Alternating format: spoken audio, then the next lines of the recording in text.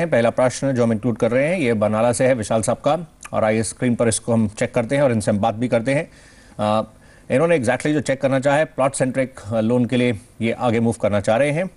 इनके प्रश्न में इन्होंने बताया कि ये और इनकी वाइफ दोनों गवर्नमेंट एम्प्लॉयज़ हैं और इनकी मंथली सैलरी 30,000 दोनों की सेपरेटली है, अराउंड अबाउट 60,000 जैसे इन्होंने कहा सैलरी फॉल करती है। आप प्लीज़ बताइए हमें विशाल साहब, जो ये प्लॉट की आप बात कर रहे हैं, ये प्लॉट अप्रूव्ड एरिया में है, आपने मेंशन किया है इसमें आप। हाँ जी सर, अप्रूव्ड एरिया में। तो आपने अभी कुछ चेक किया किसी बैंक से, आपने नेशनलाइज बैंक का खास करके जिक्र किया, आपने कुछ अभी चेक किया अपनी तरफ से? नहीं सर वो किसी बैंक से नहीं चेक किया। आपका सैलरी अकाउंट कहाँ पर है? हाँ जी, सैलरी अकाउंट कहाँ पर है, किस बैंक में है? Salary account national union bank में। इससे पहले आपने कभी कोई लोन लिया किसी प्रकार का? नहीं सर, कोई लोन ली। ओके, मैडम के नाम पर भी कोई लोन नहीं है? नहीं कोई लोन नहीं है। ओके, आपको बताते हैं कैसे आप चेक कर सकते हैं इस पूरे प्रोसेस को आगे कैसे मूव करें। बलवंत साहब, आप बता सकें प्लॉट के लिए जो लोन्स रहते हैं वो नॉर्मली होम लोन के कंपैरिजन में थोड़ा नॉर्म्स स्ट्रिंजेंट रहते हैं। अगर ये मूव करना चाह रहे हैं, एरिया अप्रूव्ड है और उसके तहत इनकी जो इन्होंने बताया जो सैलरी स्ट्रक्चर है और इनकी जो लोन की रिक्वायरमेंट है 15 लाख की, आपको लगता है एलिजिबिलिटी की अगर हम पहले बात कर सकें उसको आप कैसे देखेंगे इनके लिए? देखिए सौरभ जी, ऐसा है कि जो जैसे इनकम बता रहे हैं 30-30 हज़ार रुपये की, तो एलिजिबिलिटी में तो बैठ जाता है इनका। परंतु जैसे जो प्लॉट लोन्स हैं उसके लिए जो लेंडर्स है वो सिलेक्टिवली लोन देते हैं। जैसे होम लोन आपको सब जगह से मिल जाएगा, वैसे प्लॉट लोन सब जगह से नहीं मिलता है।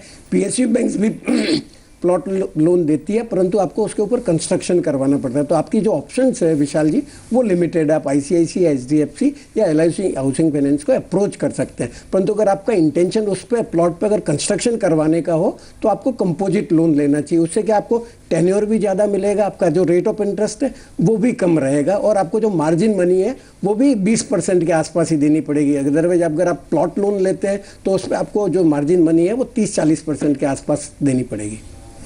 अभिषेक साहब, आप इनको कैसे एडवाइस करना चाहेंगे जो मूव करना चाह रहे हैं? उन्होंने स्पेसिफिकली नेशनलाइज का मेंशन किया है, लेकिन इस स्पेस में अगर प्लॉट के लिए और कॉम्पोजिट लोन के लिए और भी कई तरह की ऑफरिंग्स रहती हैं, आप इनको कैसे एडवाइस करेंगे, कैसे इसको लेकर मूव करें? या जहां पर इनका सैलरी अकाउंट है क्या वहां पर भी पहले चेक कर सकते हैं? जी हाँ, बिल्कुल। जैसे जैसे बलवंत जी ने बताया कि डेफिनेटली जब प्लॉट लोन मिलना थोड़ा सा मुश्किल होता है, क्योंकि बैंक्स या जितने भी इंस्टीट्यूशंस होते हैं सोचते हैं कि थोड़ा सा रिस्की है compare to a normal housing loan और ए कंपोजिट लोन। तो डेफिनेटली इनके ऑप्शन थोड़े से लिमिटेड हो जाते हैं। मैं थोड़ी सी और इस पे चीज़ें बताऊंगा। जैसे फॉर एग्जांपल, एक तो डेफिनेटली अप्रूव्ड लिमिट में होनी चाहिए जो इन्होंने बताया।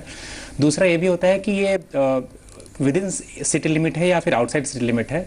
कई बार क्या होता है कि बैंक सही बोलते हैं कि जो मिनिमम एरिया जो स्क्वायर फीट होना चाहिए वो कितना होना चाहिए। तो ये सारी 2-3 चीज़ें डेफिनेटली कंसिडर की जाती हैं, तो मिलना थोड़ा सा डिफिकल्ट होता है। और कई सारे बैंक्स ऐसे होते हैं जो प्लॉट लोन का जो रेट होता है थोड़ा सा हाईयर होता है compare to normal housing loan. अगर आप देखें जो सबसे बड़ी हाउसिंग फाइनेंस कंपनी है इंडिया में जो एचडीएफसी है, तो डेफिनेटली इसको अप्रोच कर सकते हैं। अभी एक स्कीम चल रही है जहाँ पर इनका जो प्लॉट लोन है उसका रेट एक्जैक्टली सिमिलर टू इनका नॉर्मल हाउसिंग लोन है।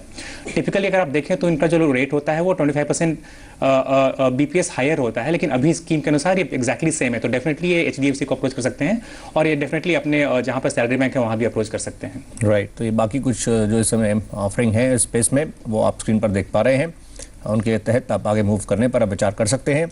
अगला प्रश्न जो है ये वडोदरा से है।